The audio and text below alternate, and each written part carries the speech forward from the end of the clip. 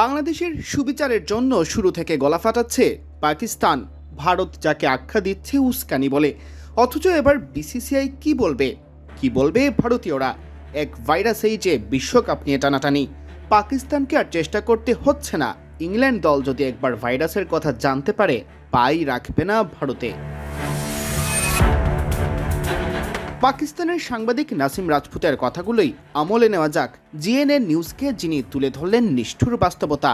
ভারতের বিশ্বকাপ আয়োজন নিয়ে শঙ্কাটা এখন কত বেশি তা তার কথাতেই স্পষ্ট। নাসিম বলেন, আমাদের কিছুই করতে হবে না। ইংল্যান্ড দল যদি শুধু জানতে পারে ভাইরাসের কথা, তারা আর ভারতে পা রাখবে না।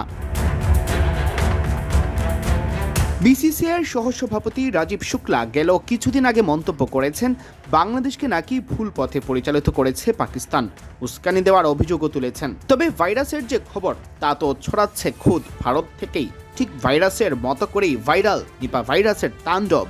এবার তাহলে ভারত কি বলবে? সাংবাদিক নাসিম তাই বলেছেন, গণমাধ্যমে যেসব খবর আসছে এগুলো সত্য। বাংলাদেশের সুবিচারের জন্য পাকিস্তানকে যেমন চেষ্টা করতে হচ্ছে, এই খবর ছড়িয়ে পড়তে পাকিস্তানের চেষ্টা করার প্রয়োজন নেই। এভাবে ভাইরাস ছড়িয়ে গেলে তারা কিভাবে বিশ্বকাপ আয়োজন করবে? ছোটখাটো দলগুলোর বোর্ডকে তবু 7-5 বুঝিয়ে হয়তো রাজি করে ফেলা সম্ভব। তবে না কুচু ইংল্যান্ড বা অস্ট্রেলিয়াকে কিভাবে সামাল দেবে বিসিসিআই? সুরক্ষার প্রশ্নে যে বড় বোর্ডগুলো বিন্দু মাত্র ছাড় দেয় না। ইংল্যান্ডের আবার ম্যাচ আছে কলকাতায়, সেই কলকাতায় আবার ভাইরাসের এপিসেন্টার। হ্যারি ব্রুক, জস বাটলাররা কি দৌড়াবেন মেডিকেল সেন্টারে, নাকি নেবেন বিশ্বকাপ প্রস্তুতি পিচ আর জিমনেশিয়ামে? এমনিতে যত দোস্তি থাকুক না কেন ক্রিকেটের 3 মোড়লের, ক্রিকেটারদের নিরাপত্তার স্বার্থ ইংল্যান্ড দেখবে না, তা কল্পনায় অসম্ভব।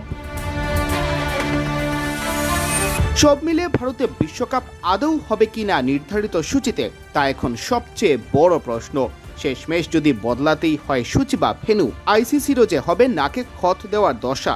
আর ক্রিকেটীয় কূটনীতিতে সবচেয়ে বড় জয়টা হবে বাংলাদেশের, তা টাইগাররা বিশ্বকাপ খেলুক আর নাই খেলুক।